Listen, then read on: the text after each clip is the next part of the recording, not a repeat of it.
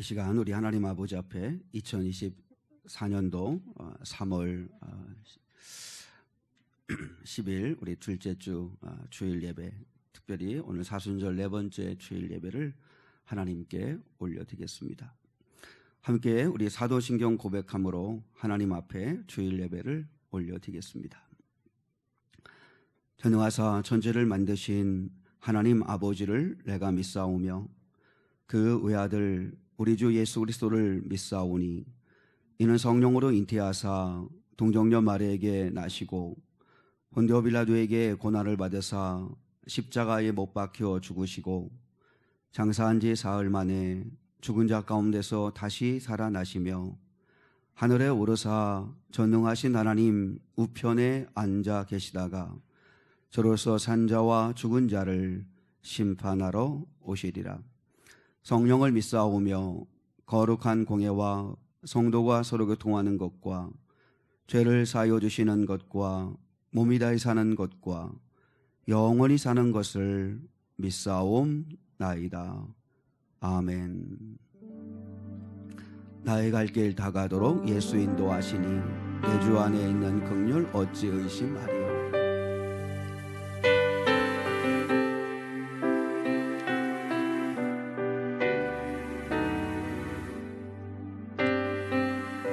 내가 다가도록 예수 인도하시니 내 주 안에 있는 긍휼 어찌 의심하리요. 믿음으로 사는 자는 하늘 위로 받겠네. 무슨 일을 만나든지 만사형통하리라. 무슨 일을 만나든지 만사형통하리라. 나의 갈 길 다가도록 예수 인도하시니 어려운 일 당할 때도 족하는 내주시네. 나는 심히 고단하고 영혼 매우 가라나 나의 앞에 반석에서 샘물나게 하시네. 나의 앞에 반석에서 샘물나게 하시네. 나의 갈 길 다가도록 나의 갈 길 다가도록 예수 인도하시니 그의 사랑 어찌 큰지 말로 할 수 없도다. 성령과 받은 영혼 하늘 날아갈 때에 영영 부를 나의 찬송 예수 인도하셨네. 영영 부를 나의 찬송 예수 인도하셨네. 아멘.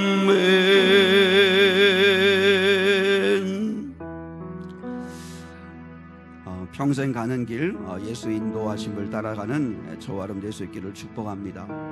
그리고 우리가 살아가는 삶의 자리가 어떠하든지 부르신 그 자리에서 우리는 하나님을 예배하는 그런 삶이 될 수 있기를 원합니다. 따스한 성령님 마음으로 보내 내 몸을 감싸며 주어지는 평안함 우리 함께 찬양하겠습니다.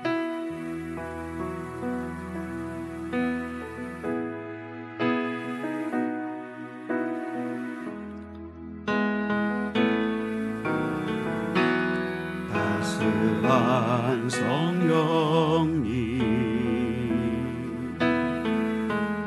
마음으로 보내 내 몸을 감싸며 주어지는 평안함 만족함을 느끼네. 사랑과 진리의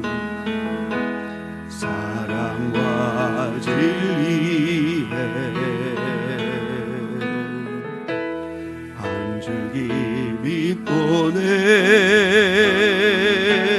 나의 몸을 감싸며 주어지는 평안함 그 사랑을 느끼네. 부르신 곳에서 나는 예배하네.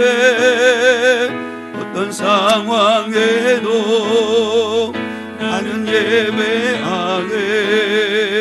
부르신 곳에서 나는 예배하네. 어떤 상황에도 나는 예배하네. 사랑과 진리의 한 줄기 빛보내 내 몸을 감싸며 주어지는 평안함 그 사랑을 느끼네. 부르신 곳에서 나는 예배하네. 어떤 상황에도 나는 예배하네.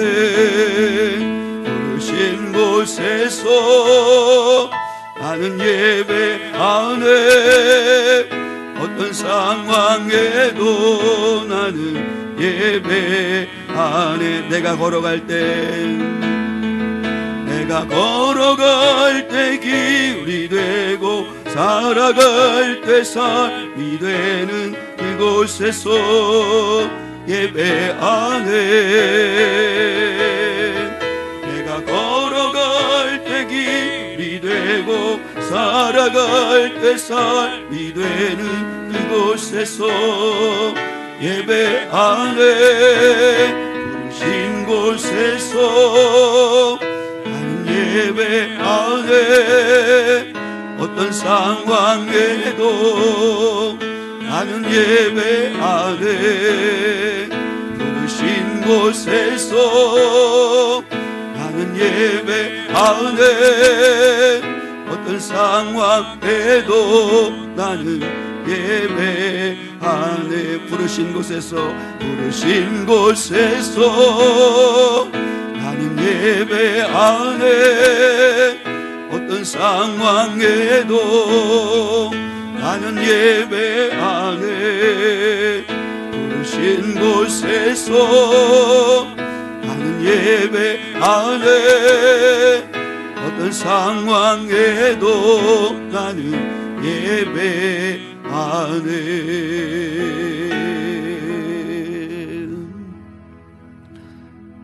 이 시간 다 같이 하나님 아버지 앞에 마음을 모아서 한 마음으로 하나님께 합심해서 기도하기를 원합니다. 이 시간에 저희는 정말 하나님 아버지의 은혜가 필요합니다. 하나님의 능력이 필요합니다. 아브라함도 이삭도 야곱도 요셉도 히브리서 11장에 나오는 그 모든 믿음의 사람들, 그들에게 다 하나님께서 믿음의 복을 주셨기 때문입니다. 우리도 하나님 아버지 앞에 이 시간에 하나님 나에게 믿음의 은혜를 주십시오. 소망의 은혜를 주시고 사랑의 은혜를 주십시오. 그리고 치유와 하나님의 살아 역사하시는 은혜와 능력을 맛볼 수 있는 이 시간 될 수 있게 해주십시오. 하나님, 저희는 은혜가 필요합니다. 이 시간에 우리가 예배하러 온 것은 하나님 아버지 은혜 받고자 왔습니다. 하나님만이 주실 수 있는 은혜, 먹을 음식이 없어서, 마실 물이 없어서, 입을 옷이 없어서 온 것이 아니라 하나님 아버지 앞에 은혜 받기 위해 왔습니다. 하나님의 은혜의 샘물에서 충만하게 은혜 받고 돌아갈 수 있도록 하나님 역사해 주십시오. 하나님 만나 주시고 말씀해 주시고 새롭게 해 주십시오. 하나님 아버지 은혜 주십시오. 같이 하나님 아버지 앞에 간절한 마음 담아서 기도하겠습니다. 하나님 아버지 감사합니다.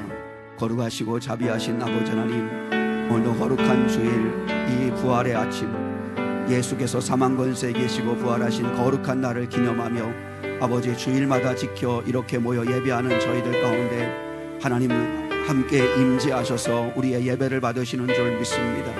존귀하시고 자비하신 아버지 하나님, 저희가 이 시간에 온 것은 하나님 아버지의 은혜를 받기 위하여 왔습니다. 하나님만이 주실 수 있는 놀라우신 은혜, 예수 그리스도만이 주실 수 있는 놀라우신 은혜, 성령 하나님만이 주실 수 있는 놀라운 은혜를 받고자 왔습니다.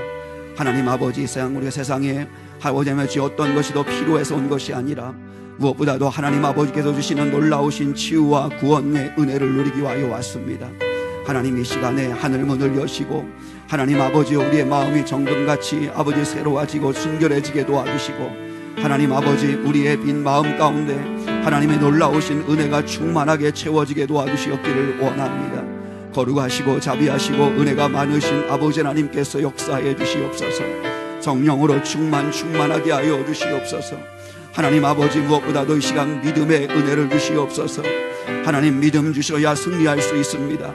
믿음으로 살아갈 수 있습니다. 우리에게 소망의 은혜를 주시옵소서. 아버지 정말 주여, 세상 아버지 사방은 절망 가운데 우리를 어둡게 만들지만 그럼에도 불구하고 우리의 소망이 하나님께 있게 도와주시옵기를 원합니다. 우리에게 사랑의 은혜를 도와여 주셔서 하나님 아버지 마지막 때에 만물이 가까이 올수록 더욱더 깨어서 하나님 뜨겁게 서로 사랑하며 허다한 죄를 덮어주는 거룩한 삶을 사는 저희가 되게 도와주시옵기를 원합니다. 존귀하시고 자비하신 하나님 아버지, 이 거룩하고 복된 이 주일 아침에 하나님 아버지 앞에 나온 저희들 한 사람 한 사람마다 하나님 만나 주시옵기를 원합니다.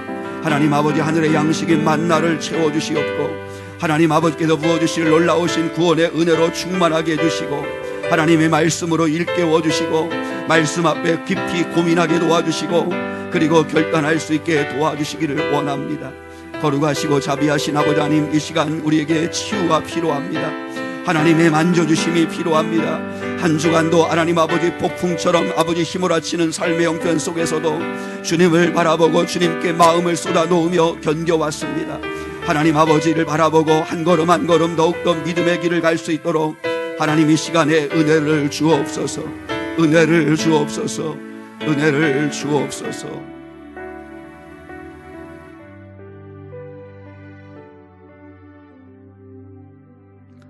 하나님 아버지 감사합니다. 이 시간 하나님께서 예비하신 부어주시고자 원하시는 제한 없는 은혜를 내려 주시옵소서. 당신의 은혜 없이는 살 수 없는 저희들임을 아오니 하나님 역사하여 주시옵소서.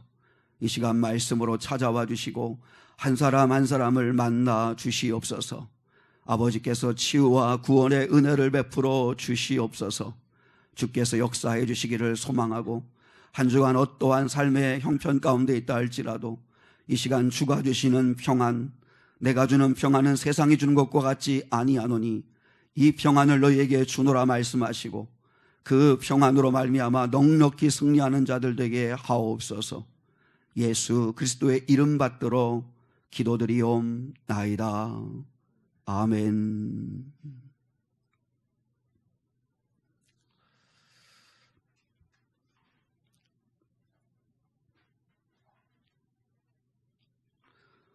오늘 주일은 사순절 네 번째 주일입니다. 기억하시고 늘 주님의 고난, 주님의 사랑을 좀 생각하시는 그런 삶이 될 수 있기를 간절히 부탁을 드립니다. 3월 26일부터 29일까지는 고난주간인데 고난주간 특세가 있습니다. 그리고 오늘 주일 오후에는 목장 모임이 있습니다. 수요 저녁 예배 그리고 금요 성령 집회, 우리 밤마다 모이는 시간은 수요일과 금요일인데 함께 모여서 함께 기도하는 그런 은혜가 있었으면 좋겠습니다. 이번 주간은 사랑의 반찬 봉사하는 주간입니다. 그리고 주말 전도 토요일 오후 2시에 있습니다. 그리고 또 미래교회 교회 청소 주일 점심 봉사, 오늘은 봉사부에서 또 섬겨주시고 또 다음 주에는 김명수 권사님 조에서 또 섬겨주십니다. 기억하시고 섬김의 손길에 하나님의 은혜가 함께할 수 있기를 간절히 주님의 이름으로 축복을 드립니다. 우리 좌우에 앞뒤 계신 분과 함께 같이 한번 인사 나누고 말씀 앞으로 가면 좋겠습니다. 이렇게 인사하겠습니다. 이제 우리 완연한 봄이 이제 점점 다가오는데요. 이렇게 인사드리겠습니다. 봄 햇살과 같은 하나님의 은혜가 넘치기를 바랍니다. 인사하겠습니다. 봄 햇살과 같은 하나님의 은혜가 넘치길 바랍니다. 네, 고맙습니다. 감사합니다. 이제 오늘 주시는 하나님의 말씀 우리가 함께 나누시겠습니다. 에베소서 6장 13절 말씀부터 18절 말씀입니다. 페이지 수로는 317면입니다. 신약성경 317면 에베소서 6장 13절 말씀부터 18절 말씀입니다.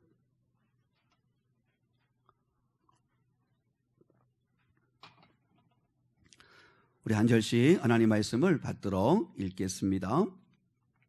그러므로 하나님의 전신갑주를 취하라. 이는 악한 날에 너희가 능히 대적하고 모든 일을 행한 후에 서기 위함이라. 그런즉 서서 진리로 너희 허리띠를 띠고 의의 호심경을 붙이고 평안의 복음이 준비한 것으로 신을 신고 모든 것 위에 믿음의 방패를 가지고 이로써 능히 악한 자의 모든 불화살을 소멸하고 구원의 투구와 성령의 검 곧 하나님의 말씀을 가지라. 모든 기도와 간구를 하되 항상 성령 안에서 기도하고 이를 위하여 깨어 구하기를 항상 힘쓰며 여러 성도를 위하여 구하라. 아멘. 넘어질 것인가 넘어설 것인가 라고 하는 제목을 가지고 함께 말씀을 나누기를 원합니다.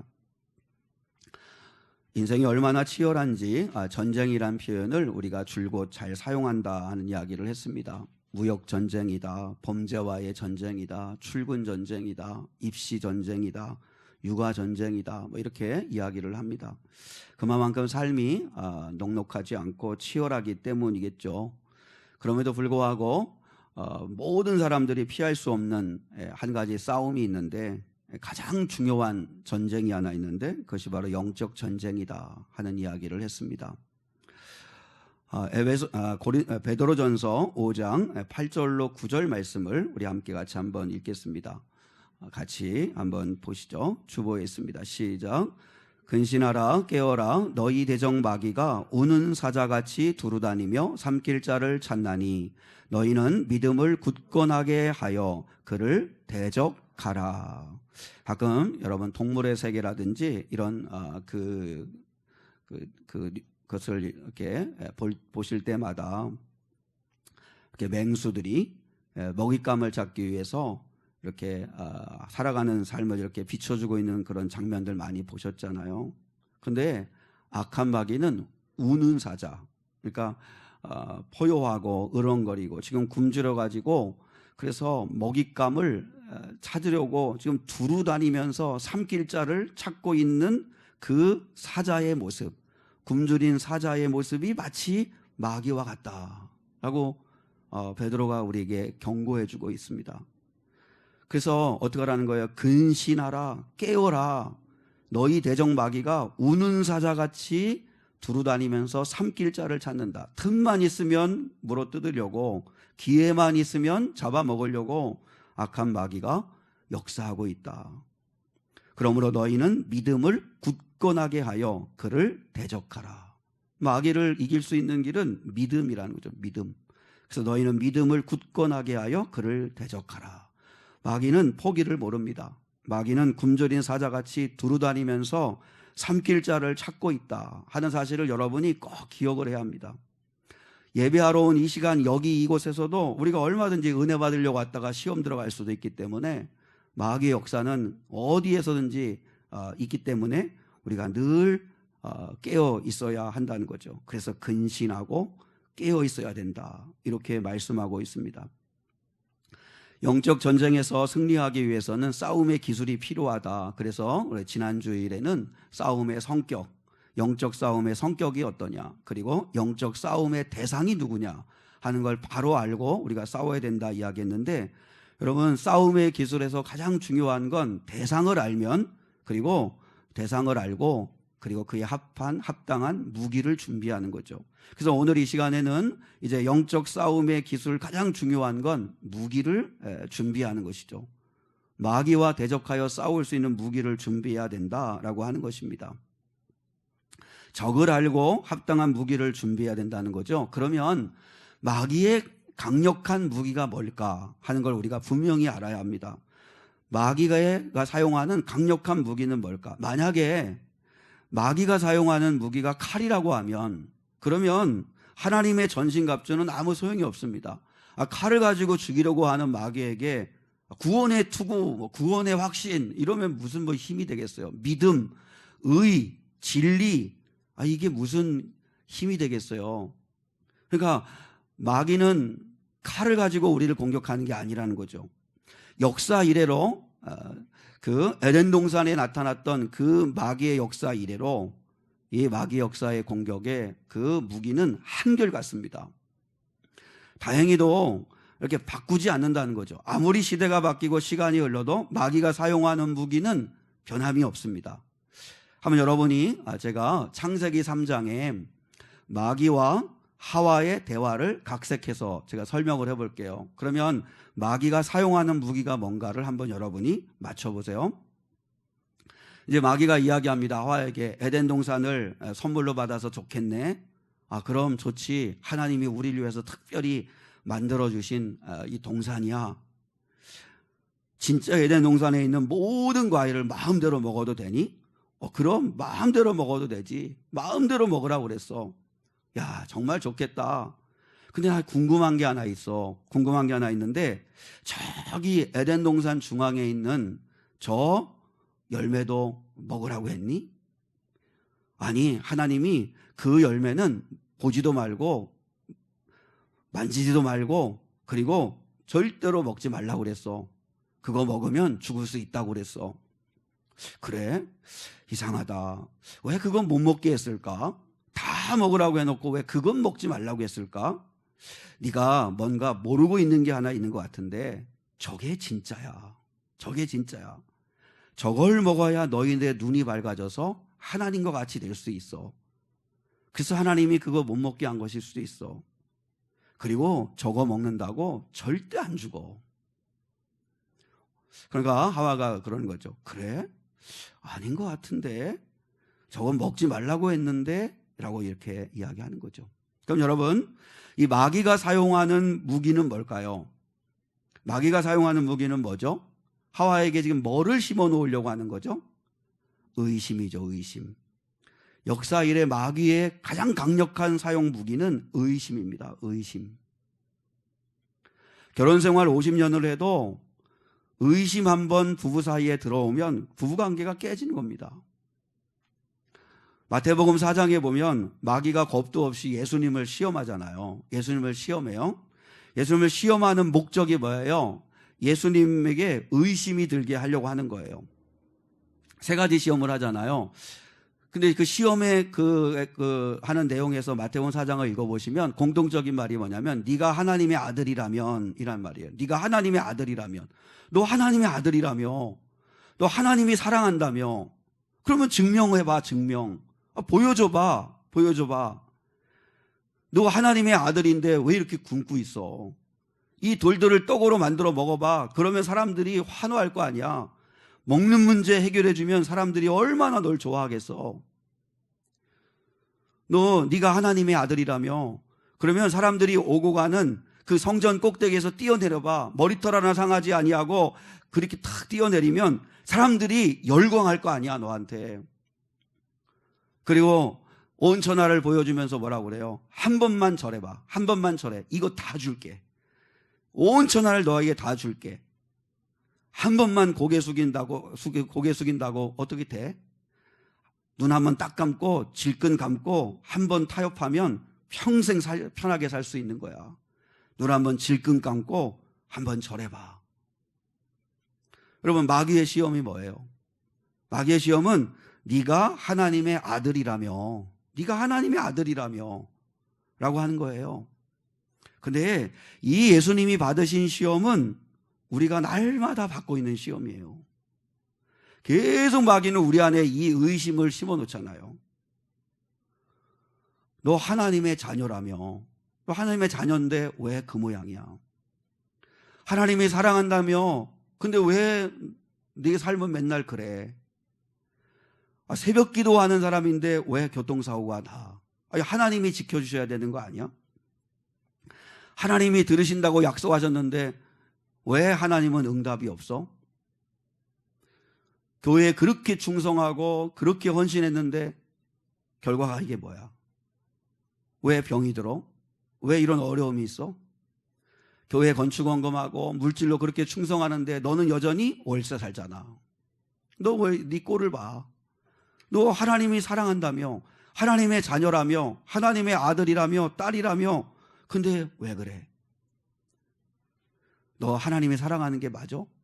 하나님이 살아계신 게 맞아? 살아계신다면 어떻게 이럴 수가 있어? 이게 여러분 우리 안에 계속 들어오는 의심이잖아요. 예수님이 받으신 시험이고 우리가 받은 시험이에요. 마귀는 계속 우리를 의심하게 만들어요. 세 가지를 의심하게 만들어요. 하나님의 말씀을 의심하게 만들어요. 그리고 하나님의 사랑을 의심하게 만들어요. 이게 하나님이 날 사랑하는 거야? 하나님이 날 사랑한다면 어떻게 이럴 수가 있어? 그리고 하나님의 자녀라는 걸 의심하게 만들어요. 내가 하나님의 자녀라며, 하나님의 자녀인데 내가 이렇게 어려운데 이렇게 힘든데 아버지는 뭐하고 계시는 거야? 계속 우리 안에 의심을 심어놓죠. 마귀가 사용하는 강력한 무기는 의심입니다. 의심. 그래서 하나님이 믿음 위에 굳게 서야 의심을 이길 수 있다. 여러분, 의심을 이길 수 있는 길은 믿음밖에 없습니다. 근데 이 믿음이 내 안에서 만들어지는 게 아니기 때문에 은혜를 구하는 거죠. 그래서 하나님이 이제 앞으로 살펴보겠지만, 구체적으로 조금씩 살펴보겠지만, 하나님의 전신갑주, 하나님이 무장하라고 하는 게 뭐예요? 마귀가 사용하는 게 의심이니까, 그래서 하나님이 뭘 무장하라는 거예요? 구원의 확신 가져야 된다.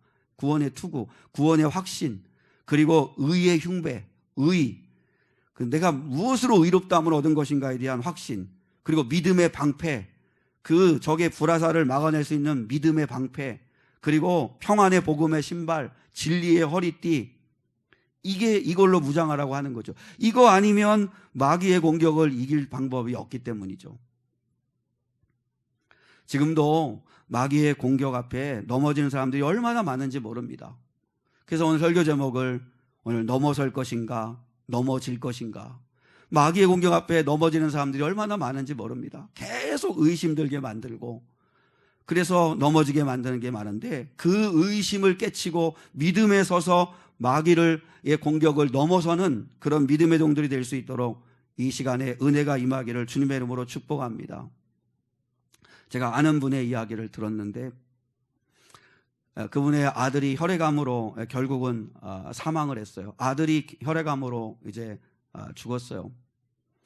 목사님이 오셔가지고 위로 예배를 드리는데, 근데 뒤에서 목사님에게 대해서 이렇게 이제 위로 예배하고 뭐 그러면 그때 뭐 좋은 말씀을 하실 거 아니에요.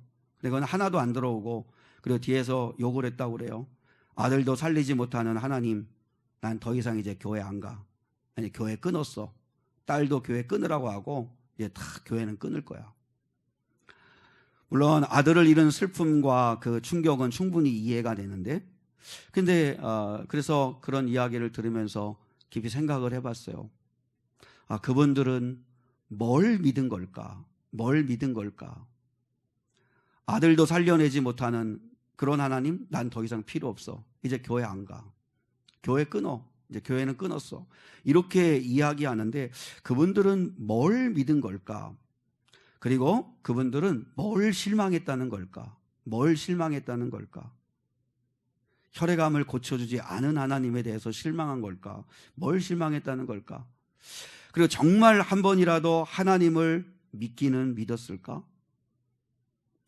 그저 점쟁이 집을 드나들듯이 교회당을 그렇게 드나든 건 아니었을까? 아들이 혈액암으로 투병 중에 있을 때에도 참 제가 그 말을 듣고 너무 충격을 받았는데 2번이나 구술했다는 거예요. 2번이나 구술했대.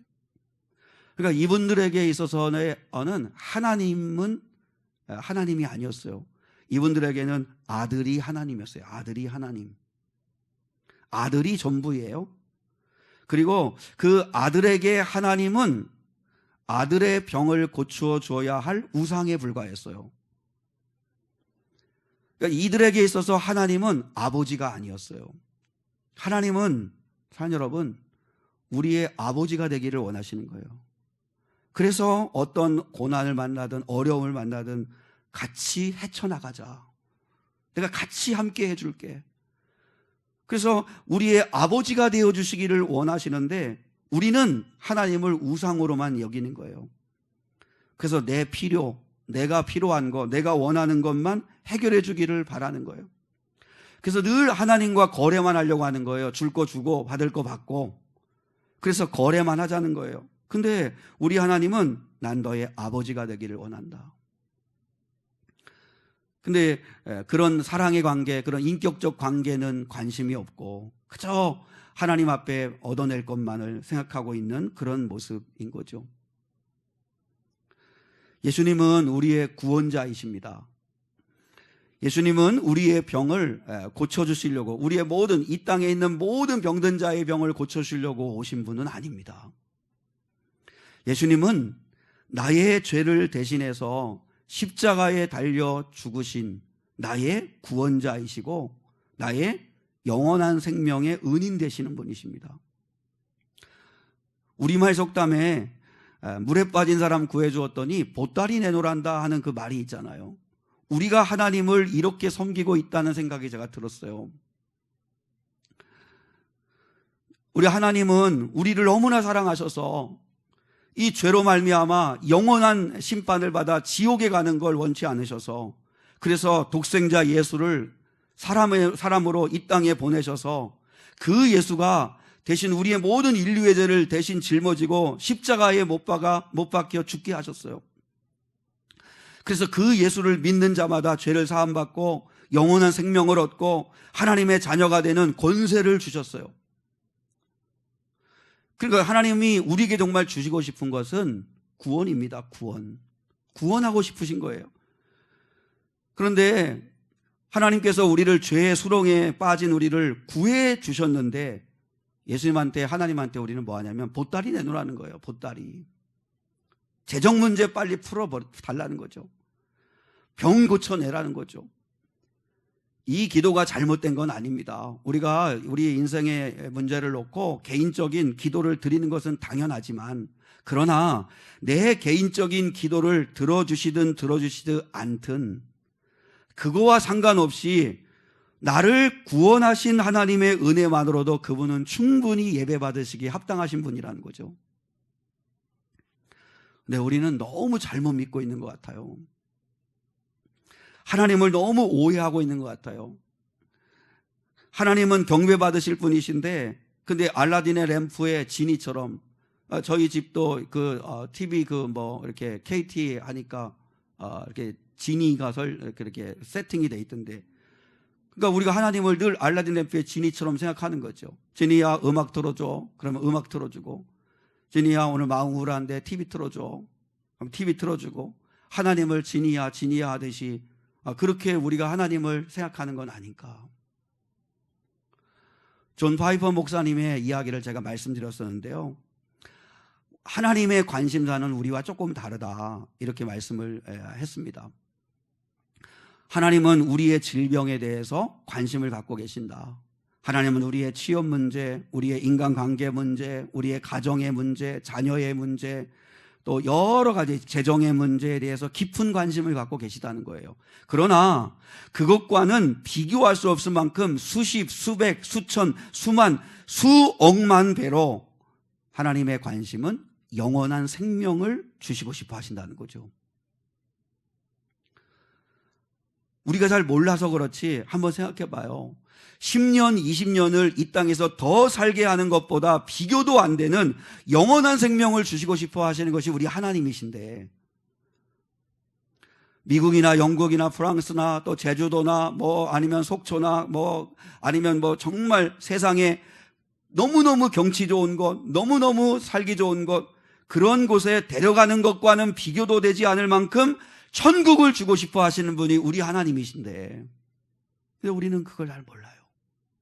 그 천국은 더 이상 아픔이 없고 다시는 눈물을 흘릴 일이 없고 저주가 없고 그리고 고통이 없고 다시 죽는 일이 없는 그 하나님의 나라를 우리에게 주고 싶어 하시는 게 우리 하나님이신데, 그게 하나님의 관심이신데 우리는 그거에 대해서는 별로 감격하거나 아니면 우리가 깨닫지 못하고 살아갈 때가 얼마나 많은지 모른다는 거죠.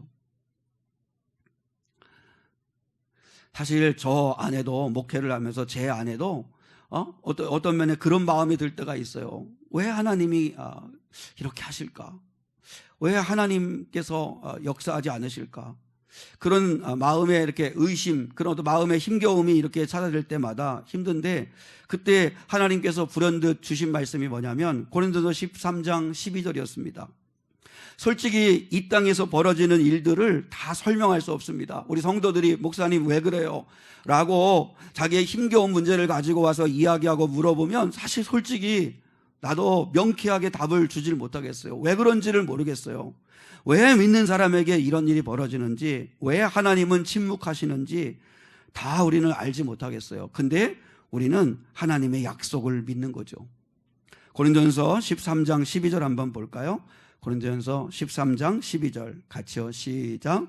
우리가 지금은 거울로 보는 것 같이 희미하나 그때에는 얼굴과 얼굴을 대하여 볼 것이요, 지금은 내가 부분적으로 아나 그때에는 주께서 나를 아신 것 같이 내가 온전히 알리라. 여기서 거울로 보는 것 같이, 지금은 거울로 보는 것 같이 희미하나 할 때, 이때 거울은 1세기 때니까 구리 거울입니다. 지금 거울이 아니고, 지금 거울이야 뭐 너무 잘 보이잖아요. 옛날의 거울은 잘 안 보이는 거예요. 그러니까 지금은 이 땅에 벌어지는 일들은 마치 구리 거울로 보는 것처럼 희미해요. 희미해요. 무리에 비친 내 모습처럼 희미해요. 근데 그때가 언제예요? 주님 앞에 설 때, 주님의 나라에 갔을 때는 얼굴과 얼굴을 대하여 보는 것처럼 분명해질 거다. 다 이해가 될 거다. 다 풀릴 날이 온다. 그러므로 하나님을 믿고 약속 붙들고 한 걸음 한 걸음 믿음의 삶을 살아내라 말씀하시는 거죠. 하나님이 왜 이 땅에서 다 풀어주지 않으세요? 왜냐하면 우리에게 믿음으로 살라고 말씀하시는 거죠. 믿음으로 살아보라고. 왜냐하면 하나님은 우리에게 믿음을 요구하신 거잖아요. 하나님은 내가 너에게 믿음을 찾는다, 믿음 있는 자가 많지 않구나, 믿음이 없이는 하나님을 기쁘시게 못한다 하는 말씀처럼 하나님은 다 이해되지 않지만 하나님에게 뜻이 있지, 하나님에게 답이 있지, 하나님이 풀어주실 거야, 하나님 아버지 앞에서 나 알게 될 거야. 그 믿음을 가지고 한 걸음 한 걸음 믿음으로 나가라는 거죠. 그러면 마귀의 강력한 무기가 의심이라면 그 의심을 깨치는 그 능력이 믿음인데, 그러면 마귀의 공격 앞에서 넘어지지 않고 승리하는 삶을 위하여 우리 안에 어떻게 믿음을 쌓을 수 있을까? 첫 번째, 기도와 말씀으로 내 안에 믿음을 채워야 한다 하는 것입니다. 기도와 말씀으로 내 안에 믿음을 채워야 한다. 의심을 깨트리는 방법은 믿음으로 굳게 서는 길밖에 없습니다. 다윗의 믿음을 보세요. 다윗이 얼마나 고통스러운 힘든 시간들을 많이 보내요. 그럴 때마다 뭐라 그러면 여호와는 나의 구원이십니다. 여호와는 나의 피난처이십니다. 여호와는 나의 구원의 뿔이 되십니다. 나의 방패가 되십니다. 계속 믿음을 선포하잖아요. 그 약속 붙들고 견디내잖아요. 하나님이 그러면 또 은혜 주시고 결국 우리가 하나님 아버지 앞에 여러분 믿음을 내 안에 채우려면 기도와 말씀을 통해 믿음을 채우는 길밖에 없습니다. 기도와 말씀을 멀리 하시고는 절대로 의심을 깨트릴 수 있는 믿음이 우리 안에서 생기지 않습니다. 자, 우리 18절의 말씀 한번 본문 볼까요? 본문 18절 같이요. 시작. 모든 기도와 간구를 하되 항상 성령 안에서 기도하고 이를 위하여 깨어 구하기를 항상 힘쓰며 여러 성도를 위하여 구하라. 자, 구원의 투구, 의의 흉배, 진리의 허리띠, 믿음의 방패, 평안의 복음의 신발, 성령의 검, 6가지 이 영적 무기인 하나님의 전신갑주 외에 또 하나 이 모든 6가지의 하나님의 영적 전신갑주인 무기 위에 뭘 충만하게 임하게 해야 되냐면 기도와 간구. 기도와 간구를 항상 성령 안에서 기도하고 이를 위하여 깨어 구하기를 항상 힘쓰고 여러 성도를 위해서 서로 기도해 주라고, 그게 있어야 영적 전쟁에서 승리할 수 있다는 거죠. 제가 금요 성령 집회 시간에 다니엘의 기도를 이야기했습니다. 그 베드로전서 4장의 말씀에 보면 베드로가 이렇게 얘기합니다.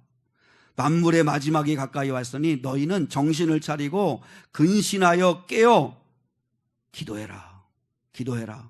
그리고 또 하나가 무엇보다도 서로 뜨겁게 사랑해라. 그래서 사도 베드로가 우리에게 권면하기를 마지막 때가 가까이 올수록 종말을 기다리는 성도들, 주님 앞에 가는 날이 얼마 남지 않은 우리 성도들이 힘써야 할 건 2가지다. 기도와 사랑. 기도와 사랑. 기도해라. 그리고 뜨겁게 서로 사랑해라. 그 2가지를 권면하는데, 그 기도에 대해 부분에 있어서 다니엘의 기도를 생각했습니다. 다니엘의 기도를 명약관화하게 보여주는 구절이 다니엘 6장 10절입니다. 같이 한번 읽어보시겠습니다. 시작. 다니엘이 이 조서에 왕의 도장이 찍힌 것을 알고도 자기 집에 돌아가서는 윗방에 올라가 예루살렘으로 향한 창문을 열고 전에 하던 대로 하루 3번씩 무릎을 꿇고 기도하며 그의 하나님께 감사하였더라. 다니엘은 바벨론 총리입니다. 얼마나 바빴겠어요. 그런데 하루 3번씩 기도의 시간을 늘 가졌다고 오늘 성경은 기록하고 있습니다. 이게 절대 쉬운 일이 아니었겠죠. 하다못해 우리가 건강을 위해서 일주일에 3번씩 1시간씩 3일은 내가 뭐 운동하리라 이렇게 마음을 정해도 이거 하기 정말 어렵습니다. 근데 하루에 3번씩 기도하는 시간을 정해놓고 한다는 건 정말 쉬운 일 아닙니다. 이게 어떻게 가능했을까요? 그는 근신하여 기도했기 때문입니다. 근신한다는 게 뭐예요? 할 거 다 하고 놀 거 다 놀고 그리고 쉴 거 다 쉬고는 절대 기도할 시간이 없다는 뜻이에요. 근신하라는 얘기가 뭐예요? 내가 하고 싶은 거 하지 않고 즐기고 싶은 것도 즐기지 않고 근신, 절제해야 기도할 수 있는 시간을 확보할 수 있다. 한번 생각해 보세요. 하루에 3번씩 다니엘이 기도할 때 지방 출장도 갔을 거고 그리고 또 많은 그 바벨론의 지휘 고하를 막론하고 많은 사람들을 만날 때마다 지방 출장을 한번 가더라도 오늘 총리님 여기가 정말 아주 경관이 얼마나 빼어난 곳인지 모릅니다. 한번 구경 가시죠. 거기에 도지사들이나 군수들이 이 총리님 한번 만나려고 지금 하는데 지금 시간을 내주십시오. 그거 근신하지 않으면, 그거 절제하지 않으면 하루 3번 기도할 수 있는 시간이 없었다는 뜻이에요. 구경 갈 거 다 구경 가고 만날 사람 다 만나고 그렇게 하면서는 다니엘 하루에 3번씩 기도할 시간을 갖지 못합니다. 다니엘은 기도가 우선이었기 때문에 좋은 경치 구경 가는 거 절제하고 사람들 만나는 거 절제하고 근신하고 그리고 기도할 거예요. 그래서 하루에 3번씩 기도할 수 있었다는 거죠.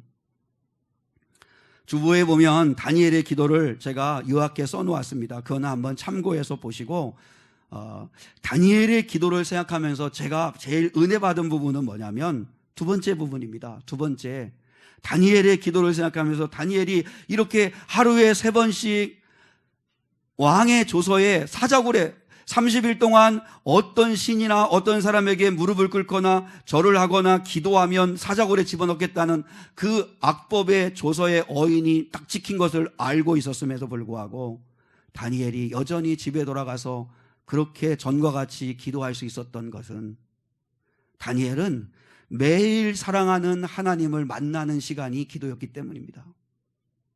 사랑하는 사람을 만나는 게 힘든 일입니까? 사랑하는 사람과 함께 단 둘이서 대화하고 마음을 주고받는 게 힘든 일입니까? 그건 고통스러운 일이 아닙니다. 근데 왜 우리는 기도가 부담이 되고, 왜 기도가 힘겨운 일이고, 왜 노동이 되고, 왜 그럴까요? 사랑하는 하나님과 만나는 시간이 아니기 때문인 거죠. 그래서 진짜 신앙의 힘은 제가 어느 선교사님의 설교를 듣는데 이렇게 하면 목회 성공한 거라 하더라고요. 정말 하나님 사랑해서, 정말 예수님이 좋아서, 정말 하나님의 은혜에 감사해서, 그래서 헌신하고, 그래서 충성하는 성도가 한 사람만이라도 교회에서 세워질 수 있다면 그 목회자는 성공한 거다. 근데 제가 보니까 그런 분들은 몇 분 계세요, 우리 교회에. 정말 하나님을 사랑해서 내 돈도 써가면서, 시간도 써가면서, 내 몸이 피곤하고 정말 힘들지만 그래도 주의 일을 감당하는 분들 계세요. 주님 사랑하는 이유 때문에, 다른 게 아니에요. 주님 사랑해서, 주님의 은혜가 너무 감사해서, 주님이 날 구원하신 게 너무 좋아서, 그래서 전도하고, 그래서 헌신하고, 그래서 봉사하고, 그래서 기도하고 하는 분들이 계세요. 그게 진짜 신앙생활이죠. 우리가 왜 순종해야 돼요? 주님이 좋아서 순종해야 돼요. 주님이 좋아서. 왜 기도하는 거예요? 주님을 사랑하니까 기도하는 거예요. 그 주님과 함께하는 시간이니까 기도가 되는 거고, 왜 예배하고 찬송하는 거예요? 주님이 좋으니까 찬송하는 거예요. 왜 말씀을 보는 거예요? 여러분이 OTT에서 그 컨텐츠에서 다른 드라마나 영화 보는 것보다 오히려 하나님이 더 좋으니까 말씀 읽고 말씀을 보고, 그리고 하나님의 뜻에 순종하는 삶을 사는 거죠. 다니엘에게 있어서의 기도는 매일 사랑하는 사람을 만나는 시간이었던 거예요. 사랑하는 하나님을 만나는 시간이었던 거예요. 그 시간에 마음도 쏟아놓고 감사도 드리고, 그리고 맡기기도 하고. 그러니까 우리가 기도할 때 힘들지 않으시려면 요구하는 기도, 관철시키려고 하는 기도하면 너무 피곤해요. 하나님 주시옵소서, 주시옵소서.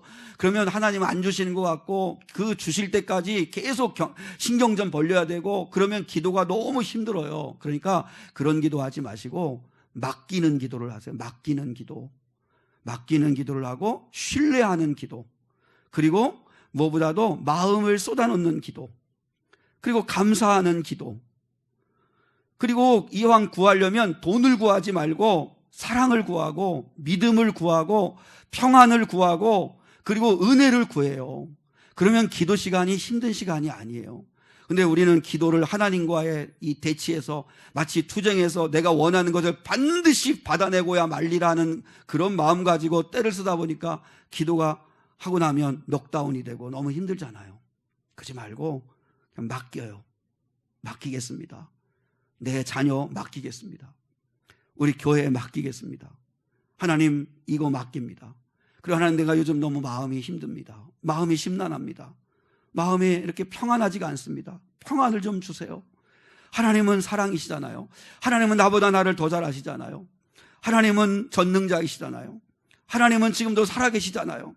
하나님, 내게 사랑할 수 있는 힘을 좀 주시고, 그리고 믿음을 좀 주세요. 그렇게 기도해요. 기복적이고 맹목적으로 기도하지 말고 맡기는 기도, 신뢰하는 기도. 그래서 답을 구하지 말고 하나님을 구해요. 하나님을 더 하나님을 구하는 우리의 모습이 되었으면 좋겠어요. 다니엘이 이렇게 예루살렘으로 향한 창문을 열고 기도한 건 약속 때문이었다는 거, 그거는 이따가 목장 모임 때 열왕기상 8장의 말씀을 꼭 읽어보시면 좋겠어요.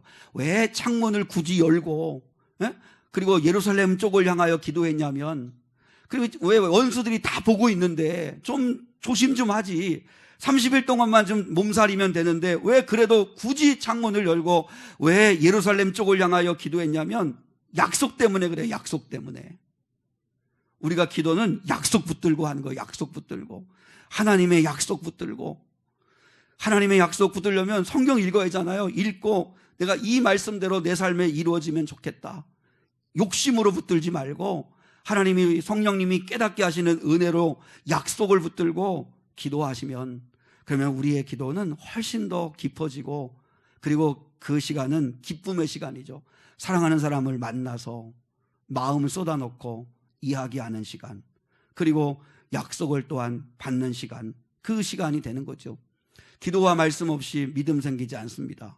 기도와 말씀으로 믿음을 채우셔서 그 믿음으로 마귀의 유혹을 능히 이기는 저와 여러분 될 수 있기를 주님의 이름으로 축복합니다. 그리고 또 하나, 마귀의 공격을 능히 넘어서려면 설탕 바른 복음에 속지 말아야 합니다. 한국교회의 위기와 몰락은요, 어떤 측면에서, 물론 이건 제 개인적인 판단이기도 하지만 자업자득이었습니다.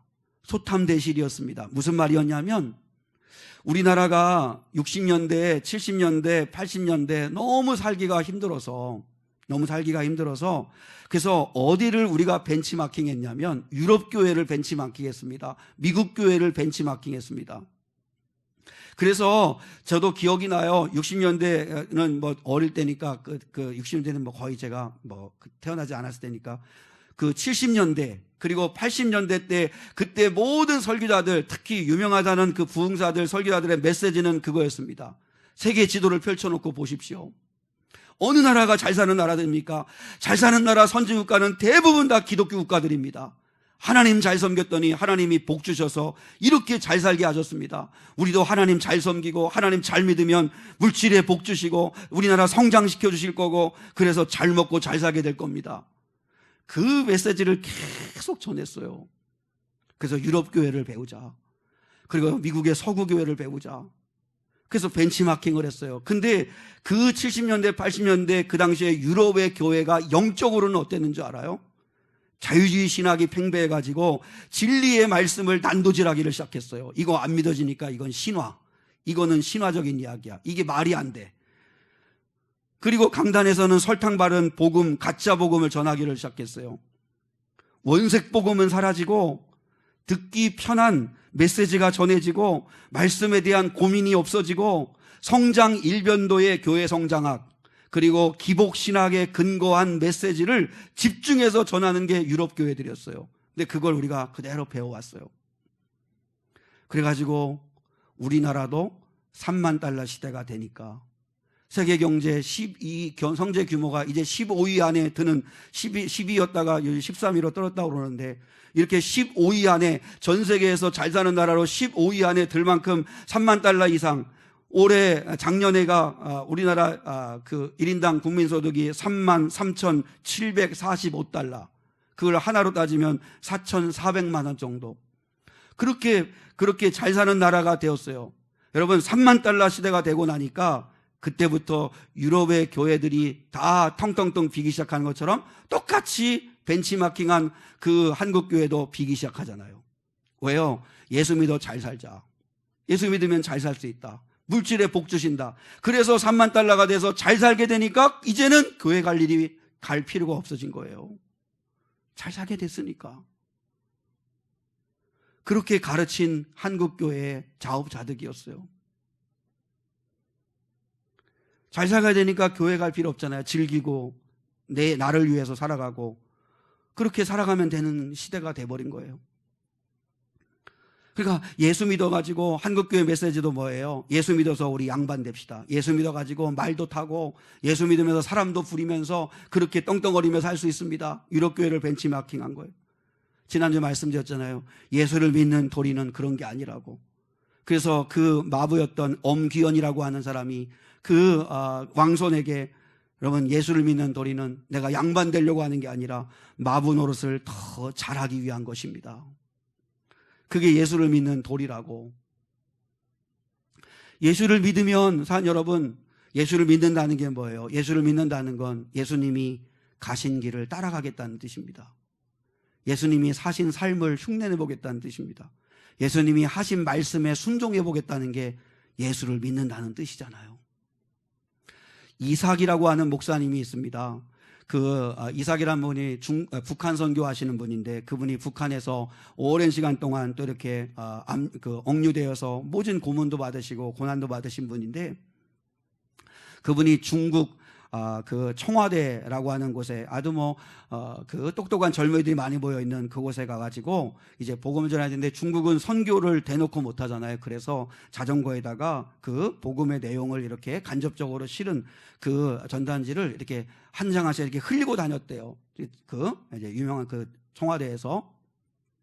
근데 그때 한 자매가 그걸 이렇게 주워가지고 읽는데 그러면서 이제 이렇게 흘리고 난 다음에 이렇게 멀리에서 이제 이렇게 사람들이 누가 읽고 반응하는가를 지켜보고 있다가 한 자매가 그걸 이렇게 읽고 어떻게 관심 갖는 걸 보고 그 자매를 만났는데 그 자매가 얼마나 똑똑한지 IQ가 175래요.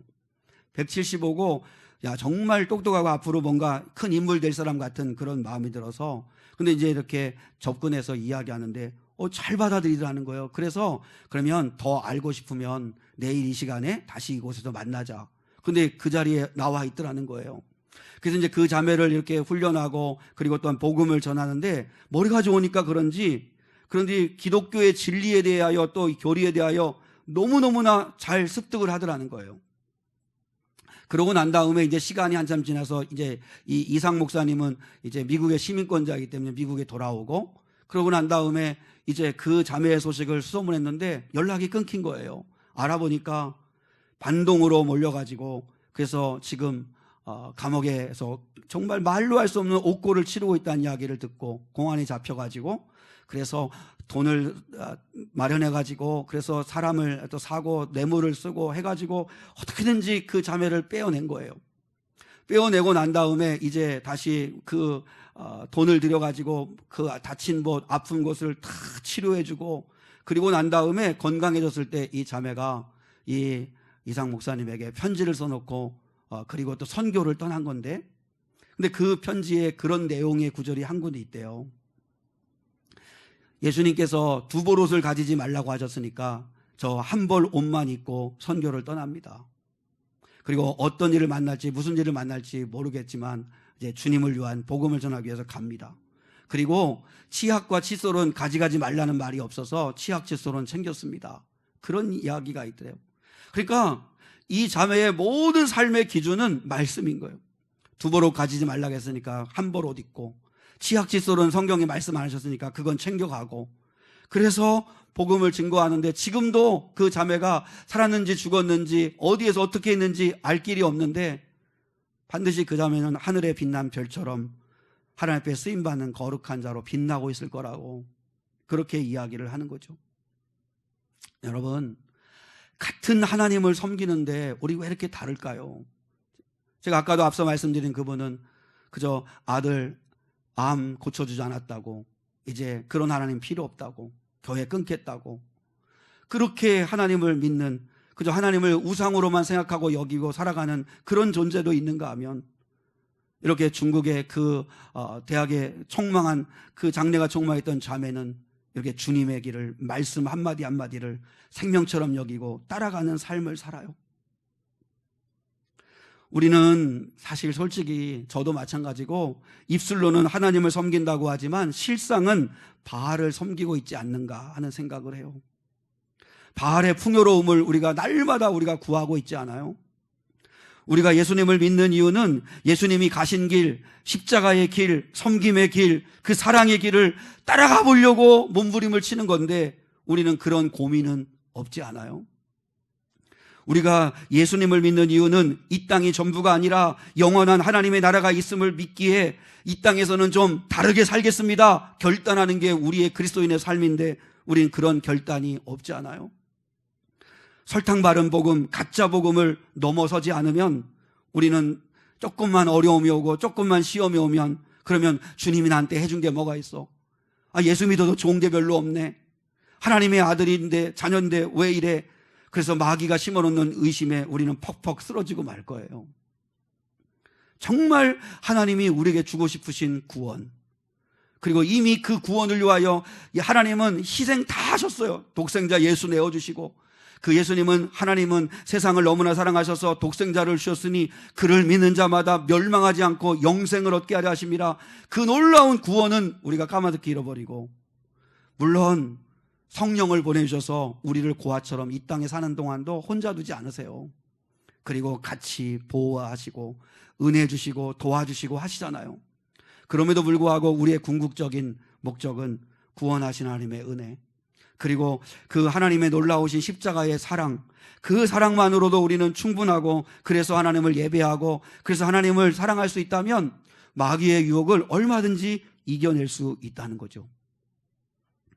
마귀의 공격을 능히 넘어설 수 있는 길은 사랑 여러분 우리가 무엇보다도 믿음으로, 기도와 말씀으로 믿음을 채우시고, 그리고 설탕 바른 복음에 절대 속지 말고, 진짜 복음이 뭔가, 내가 뭘 믿는 건가, 하나님은 나한테 정말 누구이신 건가, 내가 하나님을 믿는다, 예수를 믿는다고 하는데 난 뭘 믿고 있는 건가, 하나님을 믿어서 나는 뭘 바라보고 있는 건가, 그거를 다른 데서 대충 찾지 말고 성경에 다 있잖아요.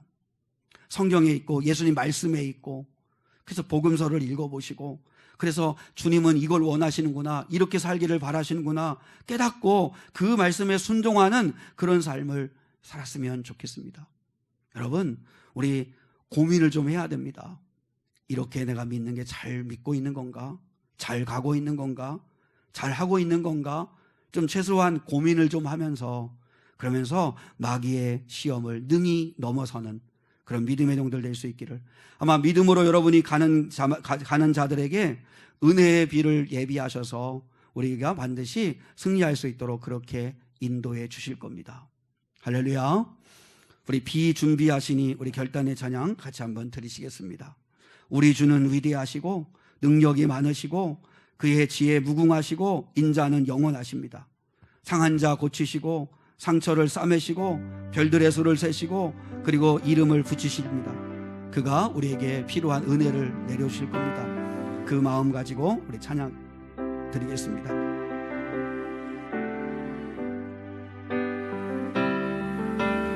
우리 주는 위대하며 능력이 많으시도다.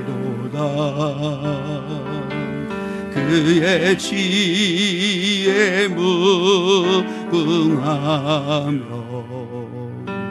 인자는 영원하도다.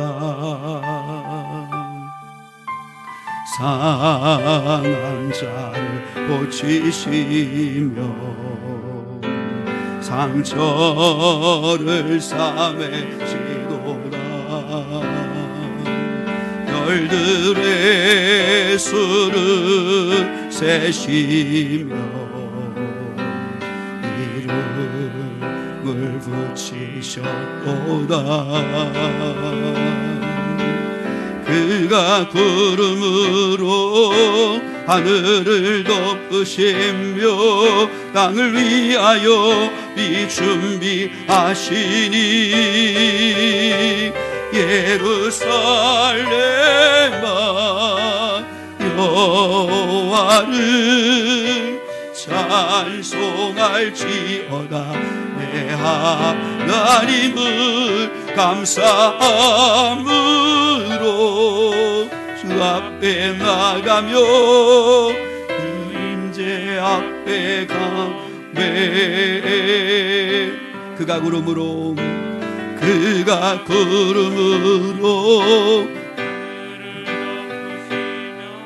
땅을 위하여 비 준비하시니 예루살렘아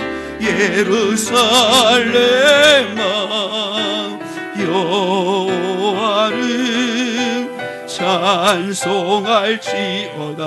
내 하나님을 감사함으로 그 앞에 나가며 주 임재 앞에 경배해.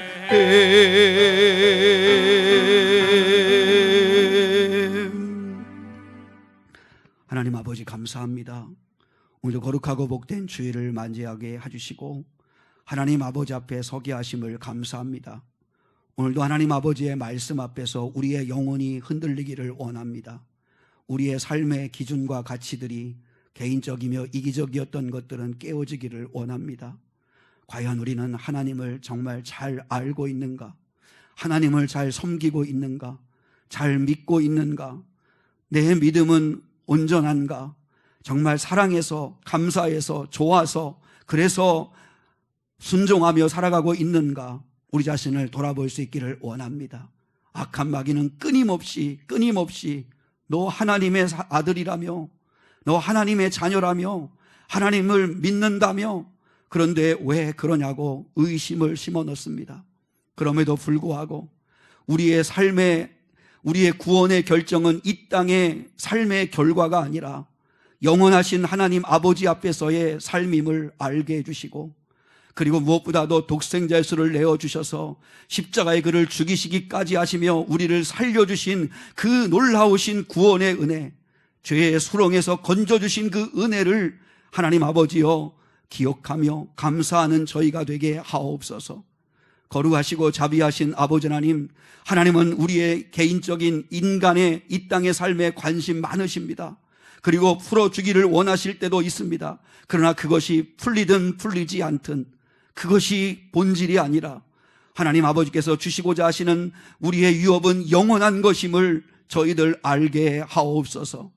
거룩하신 아버지 하나님께서 역사해 주시고 은혜 위에 은혜를 더하여 주시고 악한 마귀를 능히 멸하며 넘어서는 거룩한 자들 되기를 소망하며 예수 그리스도의 이름 받들어 기도드리오며, 지금은 우리 주 예수 그리스도의 은혜와 하나님 아버지의 극진하신 사랑과 성령 하나님의 함께 하심이 오늘 여기 모여 예배한 거룩한 성도들 위에 이제로부터 영원까지 함께 하시기를 간절히 축원하옵나이다.